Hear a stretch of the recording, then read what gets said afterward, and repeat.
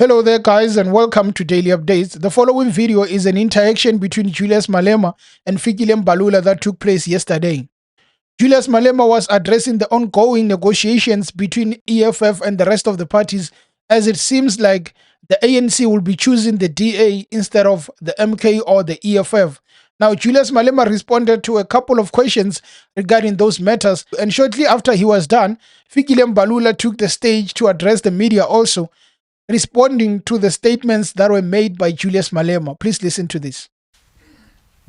The MMC of EFF in Ekurhuleni Dunga he remains a councillor of the EFF in Ekurhuleni, and if we are not finding each other with the president, we are going to withdraw all our MMCs in all areas where we are participating with the ANC. So if by this evening Dunga is not reappointed as the MMC of Finance, all our MMCs in Johannesburg, in Mohali City, in PE, in Ekurhuleni, all of them are going to step down. We're not scared of a fight. They want to bring it on, we're ready for it. And we're not desperate for positions, we have never been. We are here to make a contribution. I just saw this as muddying the waters during the most critical period where we have to find each other. A person goes and remove an MMC at night without even engaging the leadership of the EFF. We have had a very good working relationship with the leadership of the ANC in Gauteng. We have had direct communication with the chairperson of the ANC in Gauteng and the secretary. But since the announcement that they are going to work with the DA, those guys have completely blocked us from any form of communication. So don't think you can threaten the EFF by taking away MMCs. We will never be shaken by such things. We are aware that they say they are going to unplug us. We cannot be unplugged by fools. We are going to withdraw ourselves. We're not desperate, and we are going to remain. There is no Dunga who's going to any legislature. It's going to be a councillor, and is going to fight from the opposition benches in the Ekurhuleni municipality. And the same goes for all of them. So the deputy president must start preparing resignation letters for all of them. That once I meet the president, they say they are not willing to accommodate it tonight, not tomorrow, tonight. Then we know the deal is off. And we can as well just walk away. We're not like Muzwandile Masina, who was desperate till now, bitter to the end, wanting to be a mayor at all costs. So we're not those kind of people who are here for position.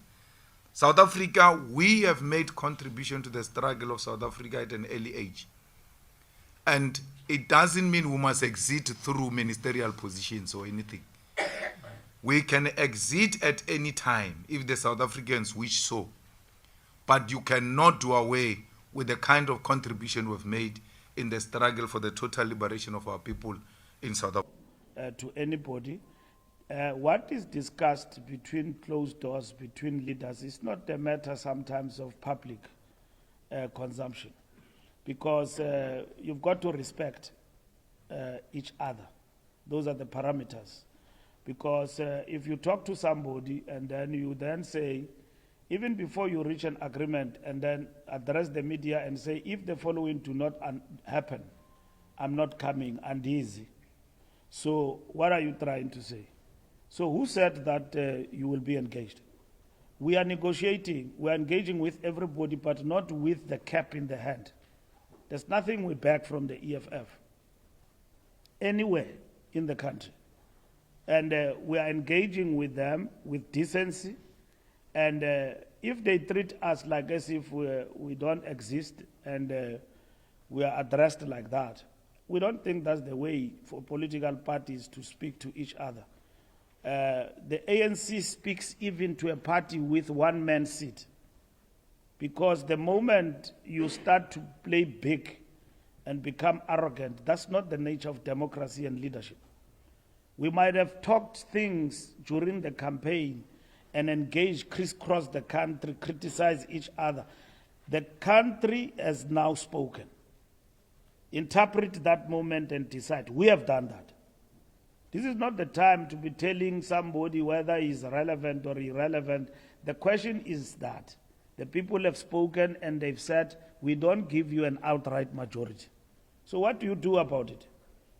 The ANC must go all out here, throwing tantrums against EFF and everybody else. The moment require us to sit around the table and talk. If the discussions are going to be deadlocked by transactional issues that happened at local government level, it's a choice of a political party that it makes, and I can't pronounce on that. I'm neither a spokesperson of the EFF or its fan. Let's say, for instance, there is a party that would have come into this JNU with ultra-conservative ideas, backwardness, tribalism, and all of that. They will not be able to amend the constitution. To do that, they must get 2/3 majority. So we are safeguarded and defended by the constitution. That's the first thing you must understand. This notion that when you talk to a political party that you are opposed to diametrically and ideologically, you are actually showing signs of being swallowed by the enemy or your opponent. It's incorrect. Let's argue in political terms what is enemy for the ANC. Because there is overlapping between what you characterize as the enemy and to your strategic opponent. Will I say the person who sits opposite to me in the benches, yeah, the DA, the EFF, and everybody else, are they enemies? No, they are strategic opponents. I know my enemy.